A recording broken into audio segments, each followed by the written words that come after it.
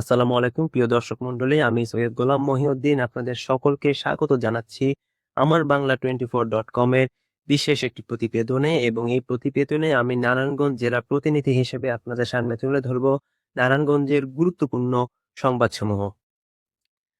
প্রথমেই গুরুত্বপূর্ণ সংবাদটি হচ্ছে, নির্বাচনের সব প্রস্তুতি চূড়ান্ত, বড় ধরনের কোনো ঝুঁকি নেই বলে মন্তব্য করেছেন নারায়ণগঞ্জ জেলার জেলা প্রশাসক এবং রিটার্নিং কর্মকর্তা হিসেবে দায়িত্বপ্রাপ্ত জনাব রায়হান কবির। তিনি বলেছেন, আসন্ন জাতীয় সংসদ নির্বাচনকে সামনে রেখে জেলায় সব ধরনের প্রস্তুতি প্রায় শেষ পর্যায়ে রয়েছে। আগামী 12 ফেব্রুয়ারি অনুষ্ঠিতব্য নির্বাচনে সুষ্ঠু, শান্তিপূর্ণ ও নিরাপদ করতে প্রশাসন সর্বাত্মক প্রস্তুতি গ্রহণ করেছে। এখন পর্যন্ত জেলার সার্বিক আইন শৃঙ্খলা পরিস্থিতি স্বাভাবিক রয়েছে এবং কোনো ধরনের বড় ঝুঁকির আশঙ্কা নেই। দ্বিতীয় গুরুত্বপূর্ণ সংবাদটি আপনাদের সামনে তুলে ধরছি। দ্বিতীয় গুরুত্বপূর্ণ সংবাদটি হচ্ছে, মূলত এখানে প্রতীক নয়, ব্যক্তি ফ্যাক্টর। সুবিধাজনক অবস্থানে রয়েছে মনির হোসেন কাশেমি।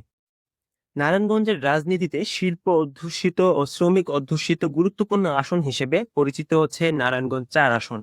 প্রতি জাতীয় সংসদ নির্বাচনেই বড় রাজনৈতিক দলগুলো এখানে তাদের প্রভাবশালী প্রার্থীদের মনোনয়ন দিয়ে থাকে। তবে এবারের নির্বাচনে আসনটির ব্যালটে ধানের শীষ কিংবা দাঁড়িপাল্লা কোনো প্রতীকী থাকছে না।